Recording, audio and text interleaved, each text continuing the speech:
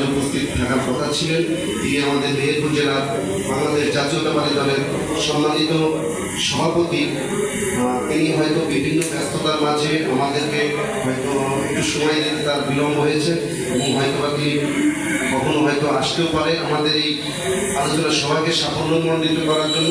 তার প্রতিনিধি এবং আমাদের ভিতরে আরও আছেন আমাদের বিশেষ অতিথি হিসেবে আমাদের শ্রদ্ধাভাজন এবং আমার শ্রদ্ধেয় বড় ভাই বাংলাদেশ জাতীয়তাবাদী দলের সম্মানিত জাহাঙ্গীর ভাই এবং আমাদের গাজীপুর উপজেলার সম্মানিত পূজা উদযাপন পরিষদের সম্মানিত সভাপতি সাবেক ধীরেন্দ্র দাস এবং মেহেরপুর উপজেলার সম্মানিত সভাপতি শ্রী চিত্তরঞ্জন। আমাদের মতো এখানকার হিন্দু সম্প্রদায়ের তো তাকে দরকার নেই, সেই তো অলিনল। তাই আমি বিশেষভাবে অনুরোধ করবো আজকের আমাদের এই আলোচনা সভার সম্মানিত প্রধান অতিথি তিনি আসেননি এবং আমাদের বিশেষ অতিথি আছেন, তিনাকে আমি একটু বিনীত অনুরোধ করছি আমাদের এই বিষয়টা যেন আমাদের জেলা প্রশাসক এবং পুলিশ সুপার মহোদয় এবং আমাদের এখানে ঊর্ধ্বতম কর্মকর্তা যারা আছেন তাদের কাছে আমাদের এই নিউজটা পৌঁছে দেওয়ার জন্য। এবং আমি বিগত কালকের কথা যেটা শুনলাম যে তিনি নাকি আমাদের মেহেরপুর হিন্দু সমাজের বিরুদ্ধে মানববন্ধন করেছেন। তো সেই মানববন্ধনের যে ভাষ্য তাতে হচ্ছে যে আমাদেরকে প্রতিহত করার জন্য অস্ত্র ব্যবহার করবে। তাহলে যদি অস্ত্রই ব্যবহার করে তাহলে আমাদের এই পূজার যে মণ্ডপ আছে সেখানে তো আমাদের কোনো রকমের নিশ্চয়তা এবং আমাদের জীবনের নিরাপত্তা নাই। অতএব আমি ব্যক্তিগতভাবে দাবি রাখছি মেহেরপুর জেলা প্রশাসক মহোদয়ের কাছে যে আমাদের নিরাপত্তার জন্য বিগত দিনের যে মানববন্ধন করেছে তাদেরকে বাদ দিয়ে আমাদের যেন এই পূজা মণ্ডপ পরিচালিত হয়, এনারা যেন কোনো পূজা মণ্ডপে না যেতে পারে এবং এর জন্য আইনগত ব্যবস্থার জন্য প্রয়োজন মনে করি আমি। যেহেতু দাঙ্গা ফ্যাসাদ হয় তাহলে আমরা কিন্তু এই ধর্ম থেকে সরে দাঁড়াবো।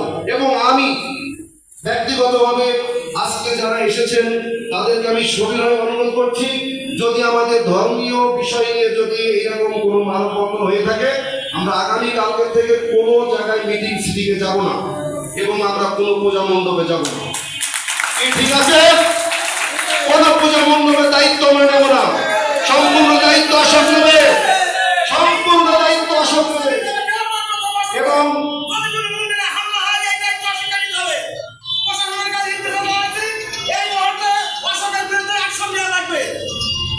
আমি আজকের এই বিশেষ অতিথি ভাই সদ্য বড় ভাই যিনার উপরে কথা বলার আমার কোনো স্কোপ নাই, তবে আমি যে ধরনের কথাগুলো বলছি যদি আমার কোনো ভুল ত্রুটি হয়ে থাকে তাহলে ক্ষমার দৃষ্টিতে দেখবেন।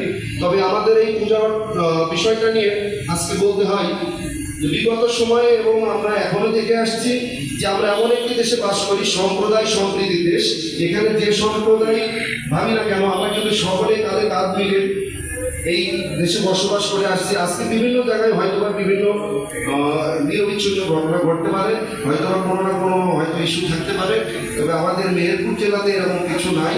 এবং আমার গাজীপুর জেলা আজ অব্দি কোনো মুসলিম সম্প্রদায় বলেন কোনো অন্যান্য সম্প্রদায় বলেন আমাদেরকে কিন্তু কেউ এখনো পর্যন্ত আমাদের কটু কথাটাও বলে। তাই মনে করি আমাদের এই সম্প্রদায় সম্প্রীতির দেশে আমরা মনে করি যে সকলেই একত্রিতভাবে বসবাস করব। তাই আগামী আসন্ন দুর্গা পূজা উপলক্ষে আমাদের যেভাবে গত বছরে আমাদের সার্বিক নির্দেশনা দিয়ে আমাদের এই পূজাকে সাফল্যমণ্ডিত করে তুলেছি, এবছরে সেভাবে তুলব। তবে একটা অনুরোধ, গতদিনের যে মানববন্ধন এর এগেনস্টে যদি প্রশাসন কোনো ব্যবস্থা না নেয় তাহলে আমরা কোনো পূজা মণ্ডপে পূজা তৈরি করবো। এটা একবার সত্য কথা। পরিবর্তন হয়ে গেল, কিছুটা হয়তো বা নিরবিচ্ছিন্ন ঘটনা ঘটছে, সেখানে কিন্তু আমাদের এই এলাকায় হয়নি, কিন্তু আজকে তার নেতৃত্বে যদি হবে না এমন কিন্তু আমরা ভাবতে পারছি না। কারণ সে ওপেনলি বলে ফেলেছে যে আমাদেরকে প্রতিহত করার জন্য যদি অস্ত্র ব্যবহার করতে হয় মানে অস্ত্র ব্যবহার করবে। অতএব আমরা কিন্তু এই শান্তির দেশে বসবাস করে অশান্তি ডেকে আনতে চাই না।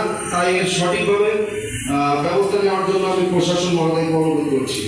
এবং আরও বলতে চাচ্ছি যে আমাদের এই আসন্ন দুর্গা পূজা উপলক্ষে যেভাবে আমাদেরকে প্রশাসনিক ইনস্ট্রাকশন দিয়ে এসছেন প্রত্যেকটা সভাপতি এবং সাধারণ সম্পাদক সকলেই জানেন। হয়তো এই বছরে আমাদের আমাদের জেলা প্রশাসক মহোদয় দেওয়ার জন্য আগামী কালকে ডেকেছেন, কিন্তু আমাদের নেতৃবৃন্দ যদি সেইভাবে আমাদের ইনস্ট্রাকশন দেয় তাহলে আমরা সেখানে হয়তো উপস্থিত হবো বা আমাদের অন্য কোনো দিনে উপস্থিত হতে পারে। তবে আমরা চাই না যে অশোকের নেতৃত্বে আমাদের কোনো এখানে পূজা মণ্ডপ পরিচালিত হবে। ধন্যবাদ সবাইকে। আজকের সম্মানিত সবাই আসন্ন শারদীয় দুর্গোৎসবের সকল ধর্মপ্রাণ মানুষ এবং আমার হিন্দু সম্প্রদায় সনাতন সম্প্রদায়ের সকল মানুষকে আবারও আসন্ন দুর্গাপূজার শারদীয় শুভেচ্ছা জানিয়ে শেষ করছি। নমস্কার।